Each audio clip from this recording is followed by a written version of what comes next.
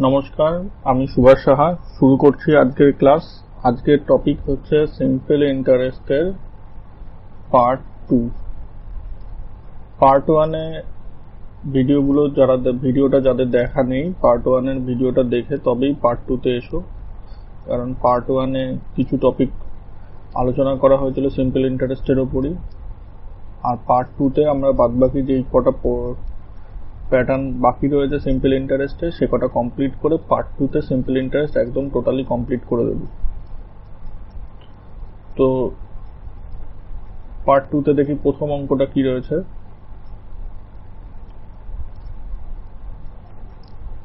বলছে একজন ব্যক্তি তার ৮০,০০০ টাকা তিনটি ব্যাংকে রেখেছে, ABC তিনটে ব্যাংকে রেখেছে।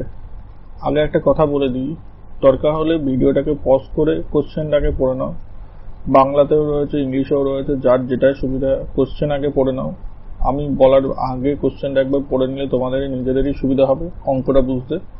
তো ভিডিওটা পজ করে একবার কোশ্চেনটা পড়ে নাও, তারপর আবার ভিডিওটা প্লে করে তারপর সলভটা দেখো। তো কোশ্চেনটা কি বলেছে, এক ব্যক্তি ৮০,০০০ টাকা তিনটে ব্যাংকে রেখেছে।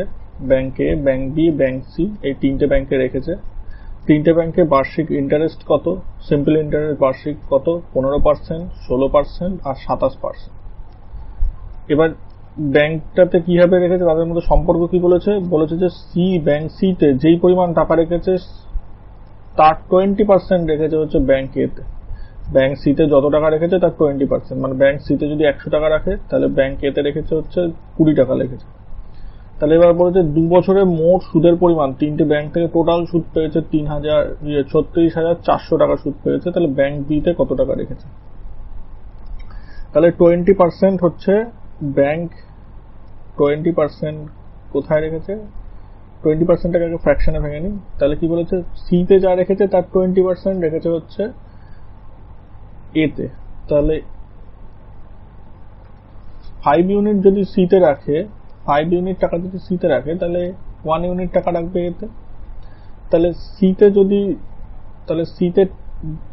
ধরে নিই সি তে টাকা রেখেছে হচ্ছে 5x পরিমাণ, তাহলে এ তে টাকা রাখবে কত? x পরিমাণ, 1x, 1 into x, তাহলে x পরিমাণ। তাহলে বি তে টাকা রাখবে কত? বাকি টাকা বি তে রাখবে। তাহলে ৮০,০০০ টাকা, ৮০,০০০ টাকার মধ্যে সি তে রেখেছে 5x টাকা আর এ তে রেখেছে x টাকা। তাহলে টোটাল কত টাকা রাখা হয়ে গেছে? এ আর সি মিলিয়ে 5x আর এখানে x, তার মানে টোটাল হচ্ছে 6x। তার মানে বাকি টাকা 6x পরিমাণ টাকা রেখেছে এ আর সি তে। তাহলে বাকি টাকা ৮০,০০০ মাইনাস 6x, এই টাকাটা রেখেছে বি তে। তাহলে এটা হচ্ছে টোটাল টাকা যেই টাকাটা বি তে রেখেছে। তাহলে সি তে রেখেছে 5x, এ তে রেখেছে x পরিমাণ আর বি তে রেখেছে ৮০,০০০ মাইনাস 6x। তাহলে এটাকে একটু সাজিয়ে নি, কি বলেছে সেইভাবে একটু সাজিয়ে নি। তাহলে বলেছে যে মোট সুদের পরিমাণ বলে দিয়েছে। মোট সুদের পরিমাণ, তিনটে ব্যাংক থেকে টোটাল সুদ পেয়েছে ৩৬,৪০০ টাকা। তাহলে পিটিআর বাই 100 ওই সূত্রতে বসাই। প্রথমটার ক্ষেত্রে ব্যাংক এর ক্ষেত্রে ধরে নিয়েছি হচ্ছে আসল হচ্ছে x টাকা, সুদের পরিমাণ বলে দিয়েছে 15%, কত বছর? সবটাই বলেছে 2 বছরের জন্য, 2 বছর, এই যে 2 বছরের জন্য। তাহলে টি পরিমাণ হচ্ছে 2/100। এটা হচ্ছে ব্যাংক এ থেকে যেই পরিমাণ সুদটা পেয়েছে। ব্যাংক বি থেকে কি পরিমাণ সুদ পাচ্ছে সেটার হিসাবটা কি হবে? ৮০,০০০ মাইনাস 6x, এটা হচ্ছে আসলের পরিমাণ ব্যাংক বি এর, ইন্টু ব্যাংক বি এর ইন্টারেস্ট রেট কত? 16%, ক বছরের জন্য রেখেছে? 2 বছরের জন্য, বাই টোটালটা বাই 100। ব্যাংক সির ক্ষেত্রে কত রেখেছে? 5x পরিমাণ টাকা রেখেছে। ইন্টারেস্ট রেট অফ ইন্টারেস্ট কত ব্যাংক বির ক্ষেত্রে? 27%, কত বছরের জন্য রেখেছে? 2 বছরের জন্য, বাই 100। তাহলে এই টোটালটার পরিমাণ কত? এটা হচ্ছে সি এর ইন্টারেস্ট। তাহলে ব্যাংক এ, বি আর সি এই তিনটে টোটাল ইন্টারেস্টের পরিমাণ বলেছে হচ্ছে ৩৬,৪০০ টাকা। তাহলে এই টোটাল ইন্টারেস্ট, এই তিনটে ব্যাংকের ইন্টারেস্ট মিলে আমার দাঁড়ালো কত? ৩৬,৪০০ টাকা। কাটাকুটি করে নেবো, এটা 50 2 দিয়ে কাটাকুটি যাচ্ছে। যতটা পারবো ক্যালকুলেশন শর্টে করার চেষ্টা করবে, ক্যালকুলেশনের জটিলতা বাড়ানোটাকে এড়িয়ে যাওয়ার চেষ্টা করবে। তাহলে এখানে কত হচ্ছে 15x, এখানে হচ্ছে 16, আর এদিকে 80,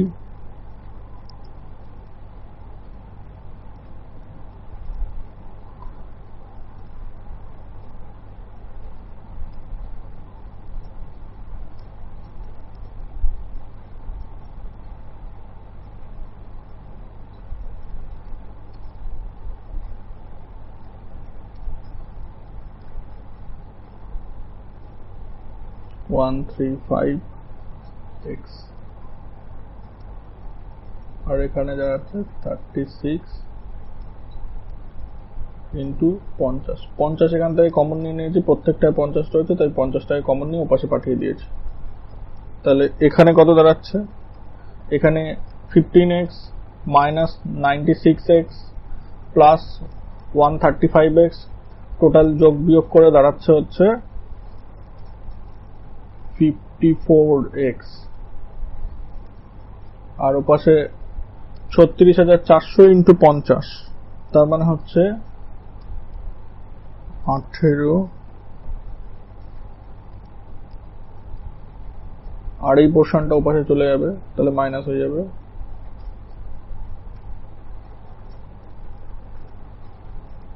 তাহলে x এর ভ্যালু কত দাঁড়াচ্ছে,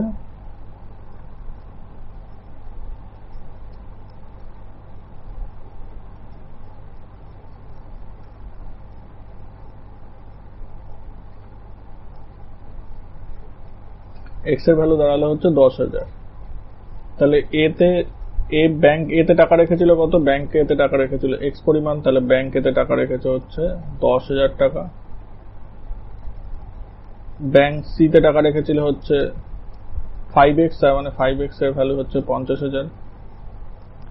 ব্যাংক বি তে টাকা রেখেছিল 80,000 মাইনাস 6x, 6x মানে হচ্ছে 60,000 টাকা।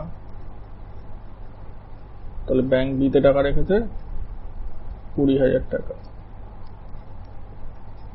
যদি আমাকে শুধু ব্যাংক বিটাই বার করতে বলেছে, তবু আমি সবকটাই বার করে দেখালাম, ব্যাংক এ বি সি সবকটাই বার করে দেখালাম। যদি বোঝা না গিয়ে থাকে আরেকবার ভিডিওটা আরেকবার রিপিট করে দেখতে পারো এই পোর্শনটুকু।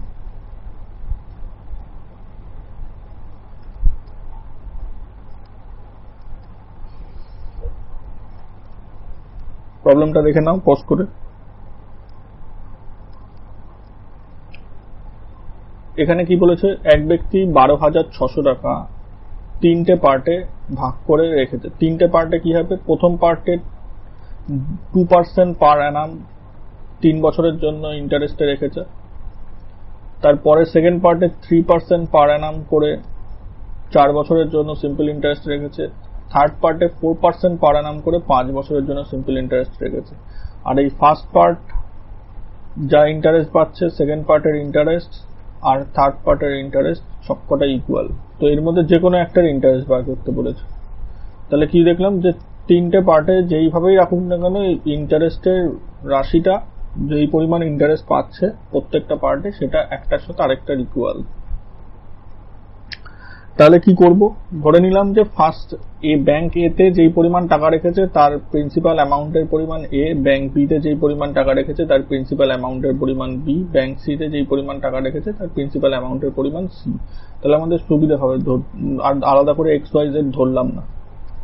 তাহলে জিনিসটা কি পাচ্ছি একটুখানি সাজিয়ে নি। তাহলে ব্যাংক এ থেকে যে পরিমাণ ইন্টারেস্ট পাচ্ছে সেটার পরিমাণ কত, তাহলে প্রিন্সিপাল অ্যামাউন্ট তার সাথে কি রেট অফ ইন্টারেস্ট, 2%, কতদিনের জন্য রেখেছে, 3 বছরের জন্য রেখেছে। তাহলে এটা হচ্ছে ব্যাংক এ থেকে পাওয়া সুদের পরিমাণ। ব্যাংক বি থেকে যেটা পাচ্ছে সুদ, প্রিন্সিপাল অ্যামাউন্ট হচ্ছে বি, রেট অফ ইন্টারেস্ট কত, রেট অফ ইন্টারেস্ট হচ্ছে 3% পার্ট 2 তে, আর হচ্ছে 4 বছরের জন্য টাকাটা রেখেছে। থার্ড পার্টে সি ধরেছি, তাহলে থার্ড পার্টের ক্ষেত্রে কত পার্সেন্ট, 4% পার অ্যানাম করে রেখেছে, আর কতদিনের জন্য রেখেছে, 5 বছরের জন্য রেখেছে। সবকটা ইকুয়াল, তাহলে একই জিনিসগুলো দুদিকে কাটা যাবে, 2 এদিকেও 2 এদিকেও 2 কাটতে পারি। তাহলে কি দাঁড়ালো, এদিকে এখানে দাঁড়ালো হচ্ছে 3a equal to 6b equal to 10c। আচ্ছা, এটা দাঁড়ালো হচ্ছে প্রত্যেকটা জায়গার ইন্টারেস্টের পরিমাণ কত। ইন্টারেস্ট পেয়ে গেছি, তাহলে এখান থেকে টোটাল ইউনিট কত, কত ইউনিট রয়েছে টোটাল। এখান থেকে আমি যদি এদের রেশিও বার করতে চাই, এ বি সি এর রেশিও বার করতে চাই, তাহলে কি হয় বার করতে পারি এ বি সি এর রেশিও। এখানে কি করতে পারি, 3, 6 আর 10, 3, 6 আর 10 এর লসাগু করবো, 3, 6 আর 10 এর লসাগু, 3, 6 আর 10 এর লসাগু কত হয় 30।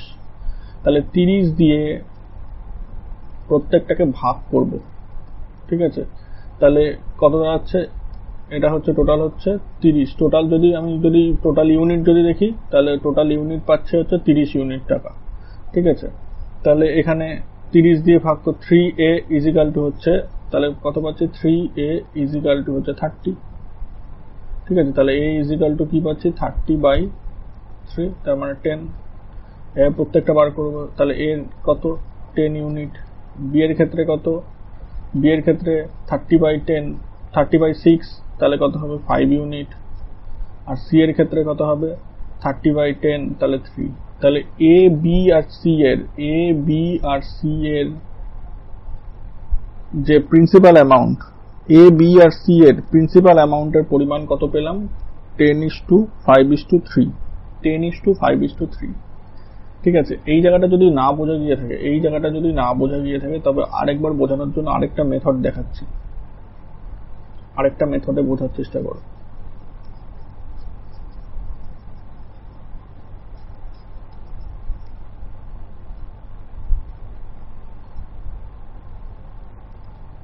(3a equal to 6b equal to 10c)। এখান থেকে আমরা কি করি, এখান থেকে আমরা 3a equal to 6b, তাহলে a by b is equal to 6/3, বা এটাকে লিখতে পারি 2/1। আচ্ছা, ওদিকে 6b by 10, 6b equal to হচ্ছে 10c, তাহলে b by c is equal to হচ্ছে 10/6, তাহলে কাটাকুটি করে আসে 5/3। তাহলে a is to b is to c করতে গেলে আমরা কি করি, b টাকে ইকুয়াল করব, এখানে b টাকে ইকুয়াল করব, এখানে b হচ্ছে 1 ইউনিট, এখানে হচ্ছে 5 ইউনিট, ঠিক আছে, বা এইভাবে করতে পারি। তাহলে a R a is to b প্রথমটা থেকে কত পেয়েছি 2:1, দ্বিতীয়টা b is to c কত পেয়েছি 5:3, তাহলে 5:3।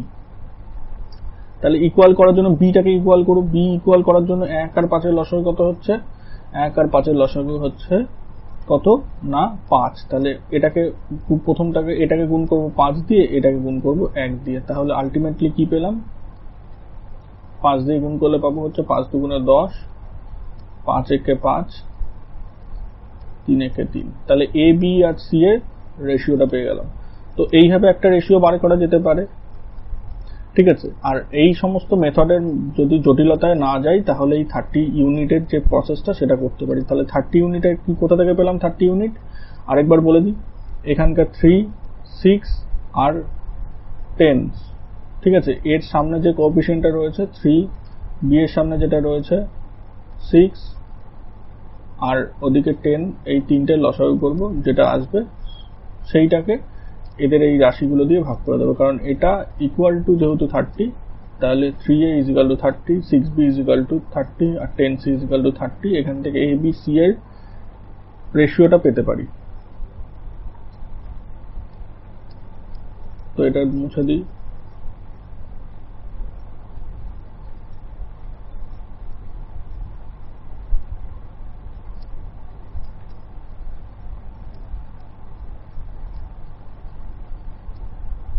পরীক্ষার হলে চেষ্টা করবে যেই মেথডটা সব থেকে সহজ সেটাই অ্যাপ্লাই করার চেষ্টা করবে। এই মেথডটা সেকেন্ড মেথড যেটা আমি দেখালাম সেটাকে যতটা পারবে অ্যাভয়েড করে যাবে, কারণ এতে টাইম বাঁচবে। এই ছোট ছোট মেথডগুলো একটু মুখস্থ রাখার চেষ্টা করবে যে কোনটায় কি করা যেতে পারে। এগুলো যত প্র্যাকটিস করবে তত আরো এই সমস্ত মেথডগুলো মনে রাখতে যত সুবিধা হবে। তো অঙ্কে ফিরে আসি। তাহলে কি পেলাম? A B R C. A B R C কি ধরেছিলাম? প্রথম পার্টের প্রিন্সিপাল অ্যামাউন্ট, দ্বিতীয় পার্টের প্রিন্সিপাল অ্যামাউন্ট বি, থার্ড পার্টের প্রিন্সিপাল অ্যামাউন্ট সি। তাহলে তিনটে পার্টের প্রিন্সিপাল অ্যামাউন্টের কি পেয়ে গেলাম? প্রিন্সিপাল অ্যামাউন্টের রেশিও পেয়ে গেলাম। প্রিন্সিপাল অ্যামাউন্টের রেশিও 10:5:3, 10:5:3। তাহলে টোটাল প্রিন্সিপাল অ্যামাউন্ট এখানে যদি এ তে যদি 10 ইউনিট হয়, বি তে ইনভেস্ট করেছে 5 ইউনিট আর সি তে ইনভেস্ট করেছে 3 ইউনিট। তাহলে টোটাল কত ইউনিট ইনভেস্ট করেছে এখান থেকে যদি যোগ করি তাহলে এই তিনটাকে যোগ করে পাবো 18 ইউনিট। 18 ইউনিট প্রিন্সিপাল অ্যামাউন্ট আমাদের হিসাবে। আর এদিকে অলরেডি প্রিন্সিপাল অ্যামাউন্টের পরিমাণ বলে দিয়েছে। প্রিন্সিপাল অ্যামাউন্টের পরিমাণ কত বলেছে? 12,600 টাকা। তাহলে 18 ইউনিটের ভ্যালু হচ্ছে 12,600। তাহলে 1 ইউনিটের ভ্যালু কত? 12,600 ভাগ 18। ক্যালকুলেট করে কত পাবো? 7-18-126, তাহলে 700। তাহলে 1 ইউনিটের ভ্যালু হচ্ছে 700 টাকা। তাহলে কি 1 ইউনিটের ভ্যালু 700 পেয়েছি, তাহলে যে কোনো একটাকে বার করবো, যে কোনো একটাকে বার করবো। তাহলে এর ভ্যালু, এর পরিমাণ কত? এ হচ্ছে 10 ইউনিট। তাহলে এর ভ্যালু কত? এতে যেই পরিমাণ টাকা রেখেছিল 10 ইউনিট, তাহলে 10 ইন্টু 700, তাহলে 7,000 টাকা রেখেছিল। তাহলে ফার্স্ট পার্টে যে কোনো একটা পার্টের ইন্টারেস্ট বার করতে বলেছে, যে কোনো একটা পার্টে, যেহেতু প্রত্যেকটা পার্টের ইন্টারেস্ট প্রত্যেকটা পার্টের সাথে সমান, তাহলে যে কোনো একটা পার্টের ইন্টারেস্ট বার করলে আমার টোটাল অ্যান্সার বেরিয়ে যাবে। আমি যদি চাইলে ফার্স্ট পার্ট আমি ধরে করেছি, কেউ যদি মনে করে যে সেকেন্ড পার্ট ধরে করবো কিংবা থার্ড পার্ট ধরে করবো, একই ব্যাপার, একই ইন্টারেস্ট আসবে, কারণ যেহেতু ইকুয়াল, যেহেতু সবকটা পার্টের। তাহলে এর ভ্যালু পেয়ে গেলাম। এর ভ্যালু হচ্ছে কত? যে 10 ইউনিট, এখানে পেয়েছিলাম 10 unit. 10 unit principal amount 10 unit ছিল, তাহলে 1 ইউনিটের ভ্যালু বার করেছি 700, তাহলে 10 ইউনিটের ভ্যালু 7,000। তাহলে এখান থেকে ইন্টারেস্ট বার করে ফেলো। ফার্স্ট পার্টের ইন্টারেস্ট কত? প্রিন্সিপাল অ্যামাউন্ট ইন্টু ফার্স্ট পার্টের টোটাল ইন্টারেস্ট কত ছিল? 2%। কতদিনের জন্য ছিল? 3 বছরের জন্য ছিল, বাই 100।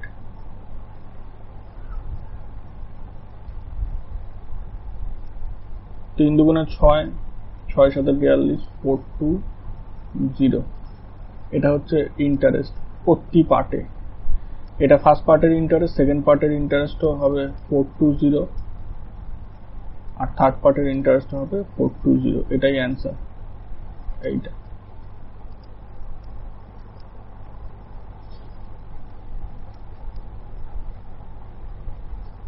পরের অঙ্কটা চলে যাব। পরের অঙ্কটা একবার দরকার হলে তোমরা একবার এটাকে ভিডিওটাকে পজ করে অঙ্কটা কোশ্চেনটা পড়ে নাও, বাংলা কিংবা ইংলিশ যেটা সুবিধা, যার যেটা সুবিধা, কোশ্চেনটা একবার পড়ে নাও।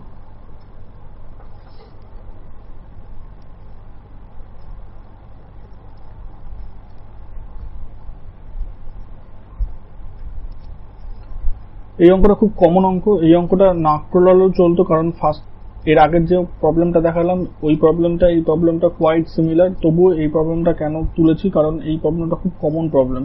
ম্যাক্সিমাম পরীক্ষার ক্ষেত্রে এই প্রবলেমটা দেখা যায়, সিম্পল ইন্টারেস্টের থেকে এই প্রবলেমটা থাকে। তো সেই কারণে, যেহেতু খুব ইম্পর্টেন্ট অঙ্ক, সেই কারণে এই প্রবলেমটা তোলা হলো। ভেরি ভেরি ইম্পর্টেন্টের মধ্যে পড়তে পারে সিম্পল ইন্টারেস্টে। তো এখানে কি বলেছে?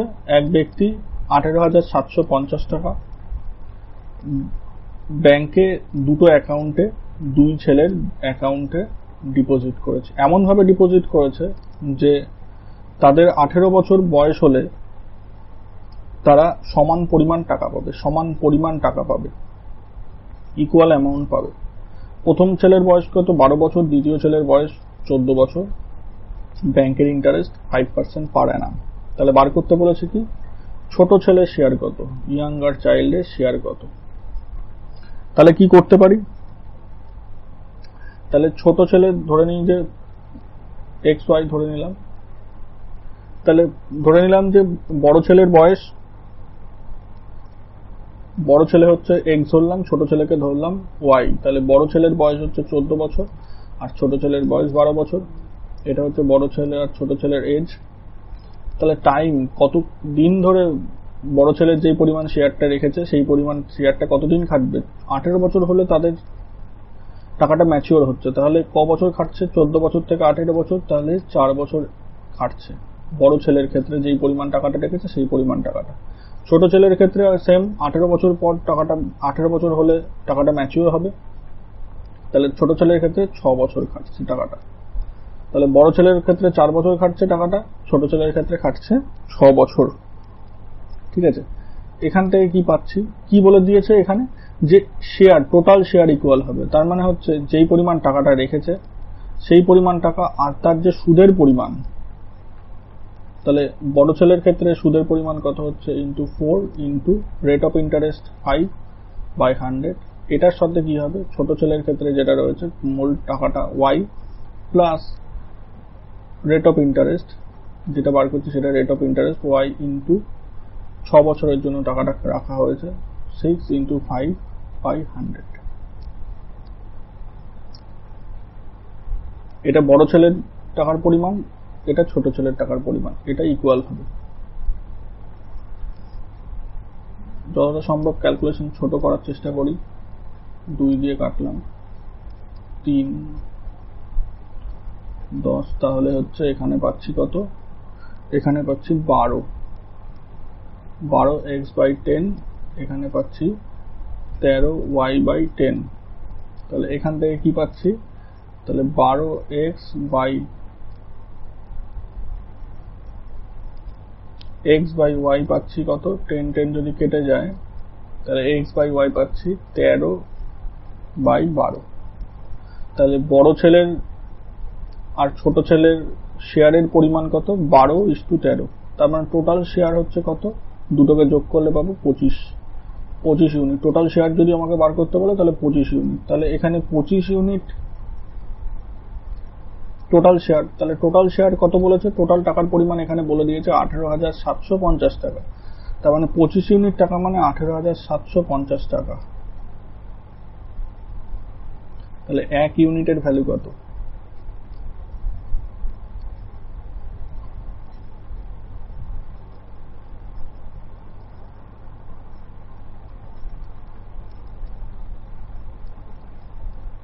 এটা 1 ইউনিটের, এটা হচ্ছে 1 ইউনিটের ভ্যালু। তাহলে ছোট ছেলের টাকার পরিমাণ ওয়াই কে ধরেছি, ছোট ছেলের টাকার শেয়ার, ওয়াইটা হচ্ছে ছোট ছেলের শেয়ার, তাহলে ওয়াই টাকার পরিমাণ হচ্ছে 12 ইউনিট। 1 ইউনিটের ভ্যালু 750 টাকা। তাহলে ছোট ছেলের টাকার পরিমাণ 12 ইউনিট, তাহলে 12 ইউনিটের ভ্যালু 750 টাকা করে পার ইউনিট হলে কত দাঁড়াচ্ছে, 12 ইন্টু 75 দাঁড়াবে হচ্ছে 9,000 টাকা। এটা হচ্ছে ছোট ছেলের শেয়ার। খুব ইম্পর্টেন্ট অঙ্ক, এই অঙ্ক কিন্তু প্রায় আসে, প্রায় পরীক্ষার ক্ষেত্রে এই অঙ্কটা দেখা যায়, খুব কমন অঙ্ক বলা যেতে পারে এটাকে।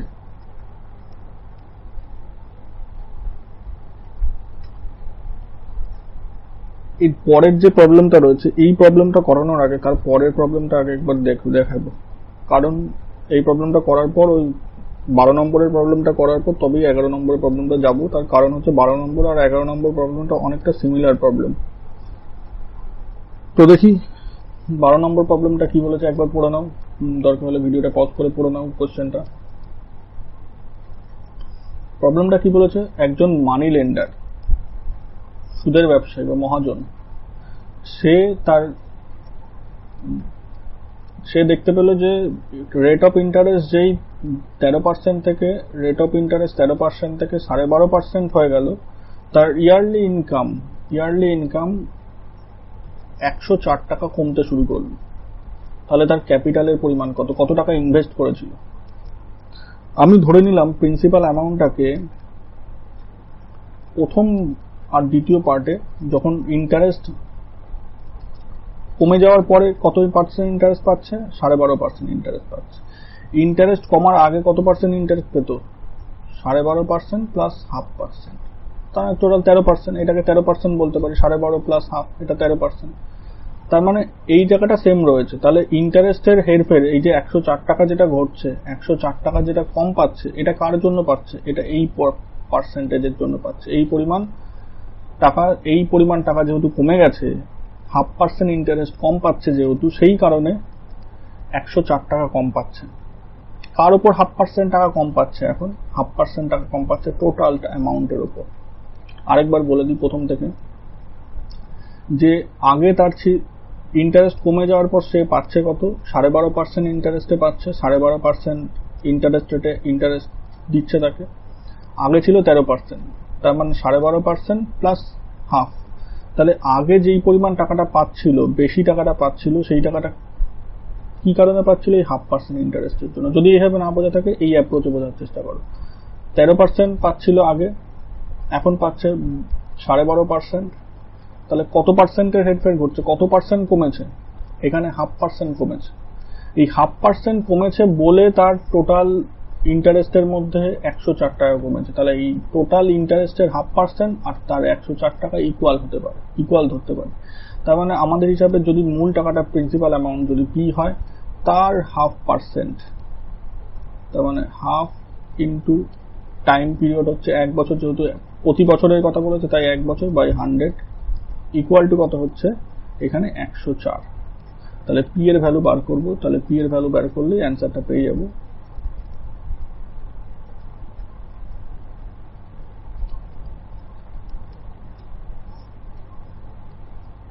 তাহলে P এর ভ্যালু কত বলছে? 20800। এটাই হচ্ছে অ্যান্সার।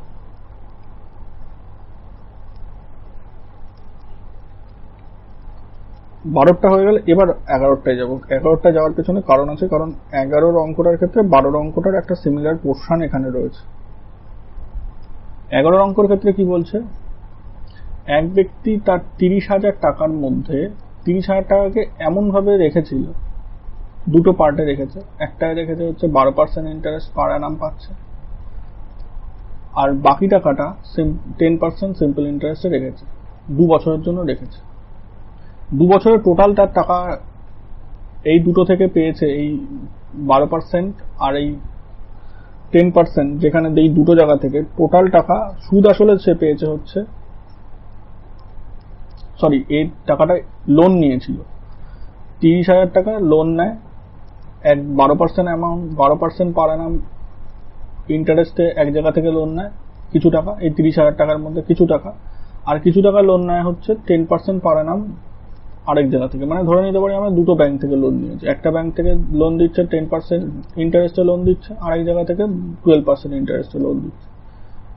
2 বছর পর সে 36,480 টাকা, 36,480 টাকা দিয়ে সে টোটাল লোন শোধ করেছে 2 বছর পরে। তাহলে তাকে ইন্টারেস্ট কত গুনতে হচ্ছে? সিম্পল ইন্টারেস্ট কত গুনতে হচ্ছে? 36,480 টাকা দিয়ে ও লোন শোধ করেছে, নিয়েছিল 30,000 টাকা। তাহলে ওকে ইন্টারেস্ট গুনতে হলো 6,480 টাকা। ক বছরের ইন্টারেস্ট গুনতে হলো? 2 বছরের ইন্টারেস্ট গুনতে হলো 6,480 টাকা 2 ইয়ারের ক্ষেত্রে। তাহলে 1 বছরের ইন্টারেস্ট কত? 1 ইয়ারের ইন্টারেস্ট কত?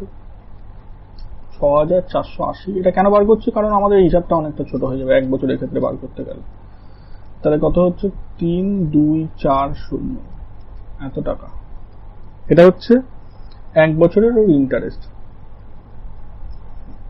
দুটো থেকেই, এই দুই ব্যাংকেরই টোটাল ইন্টারেস্ট, দুই ব্যাংকের টোটাল ইন্টারেস্ট। তাহলে এই 30,000 টাকার উপর ইন্টারেস্ট, দুই ব্যাংকের টোটাল ইন্টারেস্ট। তাহলে এক ব্যাংকে হচ্ছে 10% ইন্টারেস্ট, আরেক ব্যাংকে 12%। 12টাকে আমি লিখতে পারি 10 প্লাস 2%। এটা ইকুয়াল। আর এই পোর্শনটার জন্য, এই পোর্শনটা হচ্ছে আরেক ব্যাংকে এক্সট্রা পে করতে হচ্ছে। ঠিক আছে? তাহলে 30,000 টাকার উপর যদি 10% ইন্টারেস্টে যদি পে করতে হতো, 10% ইন্টারেস্টে যদি তাকে পে করতে হতো, যদি ইকুয়াল হতো দুটোর ক্ষেত্রে, তাহলে তাকে কত পে করতে হতো? তাহলে তাকে পে করতে হতো হচ্ছে 3,000 টাকা। কিন্তু ওকে প্রত্যেক বছর দিতে হয়েছে 3,240 টাকা। তার মানে কত এক্সট্রা দিতে হয়েছে? কত এক্সট্রা দিতে হয়েছে? তাহলে 3,240 বাই 3,000, 240 টাকা করে প্রত্যেক বছর এক্সট্রা দিতে হয়েছে। কেন? কারণ এই এক্সট্রা 2%-এর জন্য।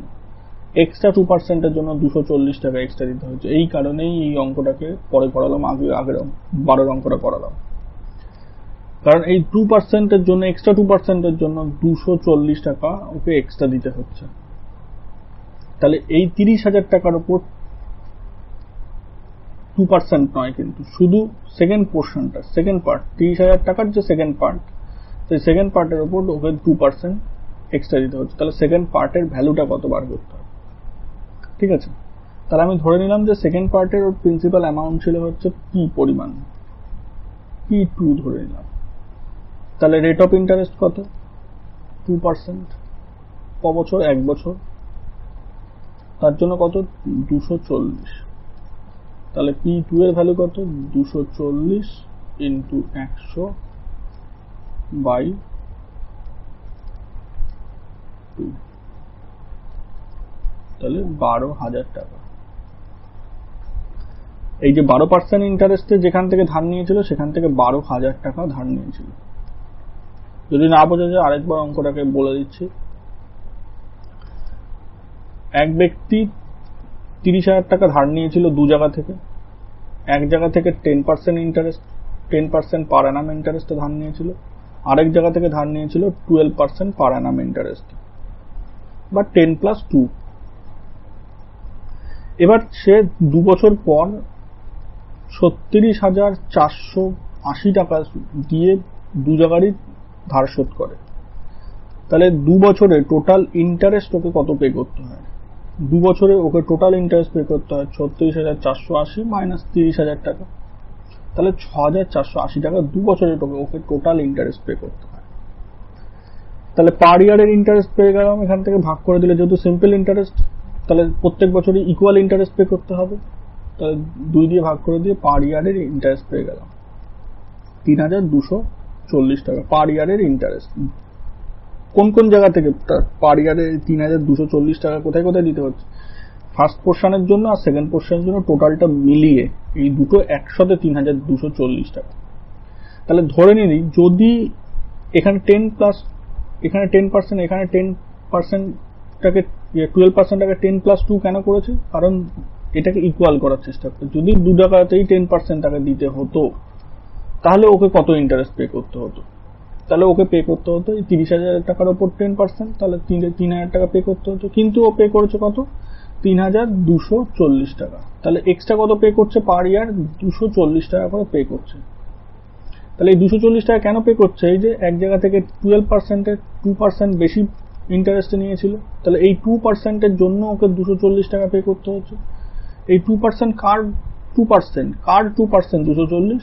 সেকেন্ড যে ভ্যালু, সেকেন্ড যেখান থেকে ধার নিয়েছিল সেই টাকাটার 2% হচ্ছে 240 টাকা। তাহলে সেকেন্ডটাকে ধরে নিয়েছি P2, P2 2% বার করেছি। P2 2% ইন্টারেস্টে কত এটা আমাদের হিসাবে বার করেছে, এটা আমাদের 240 বেরিয়েছে ইন্টারেস্ট, তাতে P এর ভ্যালু, P2 এর ভ্যালু বার করলাম। তাহলে এটা হলো 12,240 টাকা, সরি 12,000 টাকা। এটা কিসের ভ্যালু? সেকেন্ড যেখান থেকে, মানে 12,000 টাকা ইন্টারেস্ট যেখান থেকে ধার নিয়েছিল সেটার ভ্যালু।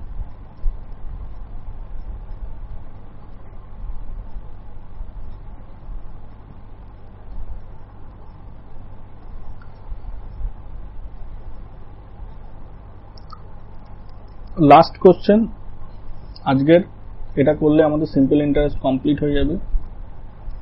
তো এখানে কি বলেছে? এখানে বলেছে যে what annual instalment will discharge a date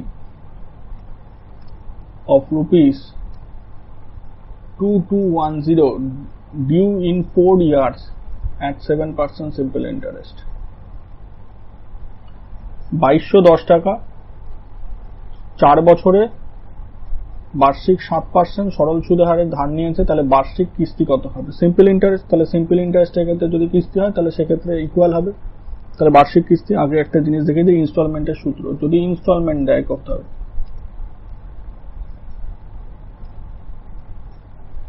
তাহলে এই ফর্মুলাটাকে আমরা ইউজ করব।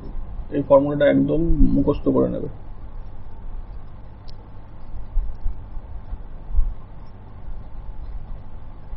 Due date into 100 by 100t, এই t মানে হচ্ছে টাইম, প্লাস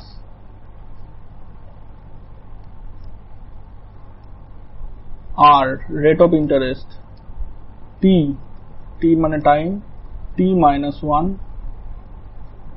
by 2, এটা হচ্ছে ইনস্টলমেন্টের ফর্মুলা। এখানে যদি ইনস্টলমেন্ট বার করতে বলে তাহলে এই ফর্মুলাতে ফেলবো, যদি ডিউ ডেট বার করতে বলে কত টাকা ধার নিয়েছিল যদি সেটা বার করতে বলে, ইনস্টলমেন্ট বলে দেয় তাহলে সেখান থেকে ডিউ ডেটটাকে এক্স ধরে নিয়ে বাদ বাকিটা বার করে নেব। এখানে যেটা বার করতে বলেছে ইনস্টলমেন্ট বার করতে বলেছে, হোয়াট অ্যানুয়াল ইনস্টলমেন্ট। তাহলে ডিউ ডেট কত বলেছে, কত টাকা ধার নিয়েছিল, 2210 টাকা। তাহলে এই ফর্মুলাতে ফেলে দেবো, 2210 টাকা ধার নিয়েছিল ইন্টু 100 বাই 100t, t মানে হচ্ছে 4 বছরের জন্য ধার নিয়েছিল, যোগ 7% ইন্টারেস্টে ধার নিয়েছিল, t মানে 4, t minus 1, t minus 1 এর ভ্যালু হচ্ছে 3 বাই 2। তাহলে 2 দিয়ে কাটাকুটি করা যাচ্ছে, 2210 ইন্টু 100, 400 প্লাস এটা 3 দুগুণে 6, আর ওদিকে 6 7 42, 2210 ইন্টু 100 বাই 442, কাটাকুটি করা যাচ্ছে, এটা 10, 2 5 দিয়ে যাবে, তাহলে 500 টাকা। অ্যানুয়াল ইনস্টলমেন্ট কত বেরোলো, 500 টাকা, এটাই অ্যান্সার। তো মোটামুটি এই কটা অঙ্কের মাধ্যমে মোটামুটি সবকটা প্যাটার্ন কমপ্লিট হয়ে গেল। সিম্পল ইন্টারেস্টের যে কটা প্যাটার্ন এসে থাকে পরীক্ষায়, এর বাইরে জেনারেলি আসে না। যে কটা প্যাটার্ন করালাম, এই যে 13টা প্যাটার্ন করালাম, এই 13টা প্যাটার্নের বাইরে সিম্পল ইন্টারেস্টের আসার সম্ভাবনা নেই। আর জেনারেলি এরকম সিম্পল ইন্টারেস্টের বাইরে কোনো অঙ্ক হতে হয় না জেনারেলি। তবুও যদি কোনো রকম অঙ্ক যদি আমি স্কিপ করে গিয়ে থাকি, যেই প্যাটার্ন হয়তো আমি 13টা প্যাটার্নের মধ্যে 13টা অঙ্কের মধ্যে আমি যদি না করিয়ে থাকি, তাহলে কমেন্ট সেকশনে কিংবা ইমেল আইডি যেটা দেওয়া আছে সেখানে জানাতে পারো। তো আমরা যখন কম্পাউন্ড ইন্টারেস্ট করার পরে কম্পাউন্ড ইন্টারেস্টে এরপর কম্পাউন্ড ইন্টারেস্ট করাবো। তো কম্পাউন্ড ইন্টারেস্টে করানোর পরে যদি এরকম কোনো কোয়ারি থাকে বা এরকম কোনো যদি অঙ্ক আসে যেই প্যাটার্নটা করায়নি, সেটা কম্পাউন্ড ইন্টারেস্টেরও হতে পারে। তো সব কটাকে মিলে আরেকটা আলাদা সেশন করবো, সিম্পল ইন্টারেস্ট আর কম্পাউন্ড ইন্টারেস্টে মিসেলেনিয়াস প্রবলেম মিলিয়ে। ঠিক আছে, তো এই ভিডিওটা দেখার পরে সিম্পল ইন্টারেস্টের যত প্রবলেম পারো সলভ করার চেষ্টা করো এই মেথডগুলোতে। একদম শর্টেস্ট মেথড, একদম সিম্পলেস্ট মেথড। জেনারেলি ক্যালকুলেশনকে এড়িয়ে যাওয়ার চেষ্টা করা হয়েছে এই মেথডগুলোতে, যতটা সম্ভব সব থেকে শর্টেস্ট মেথডে অঙ্কগুলো করানোর চেষ্টা করা হয়েছে। তো পরের ভিডিওগুলো আবার সিম্পল ইন্টারেস্ট কম্পাউন্ড ইন্টারেস্টের ভিডিওগুলো দেখতে থেকো। তো তার আগে আরেকটা জিনিস, যেটা যে চ্যানেলটাকে অবশ্যই সাবস্ক্রাইব করো। আর যারা অলরেডি চ্যানেলটাকে সাবস্ক্রাইব করেছে তাদের থ্যাংক ইউ অবশ্যই চ্যানেলটাকে সাবস্ক্রাইব করার জন্য। ভালো লাগলে লাইক করো, আর কমেন্ট সেকশন অবশ্যই জানিও যে কার কি সমস্যা রয়েছে। আর যদি কোনো ডিমান্ড থাকে তাহলে সেটা ইমেলে জানাতে পারো। ইমেল আইডি যেটা দেওয়া রয়েছে contact.sc@gmail.com, এটাতে জানাতে পারো। আর অবশ্যই অবশ্যই যেটা করবে সেটা হচ্ছে এই অঙ্কগুলো দেখার পর অঙ্কগুলোকে বাড়িতে অবশ্যই প্র্যাকটিস করো। Thank you.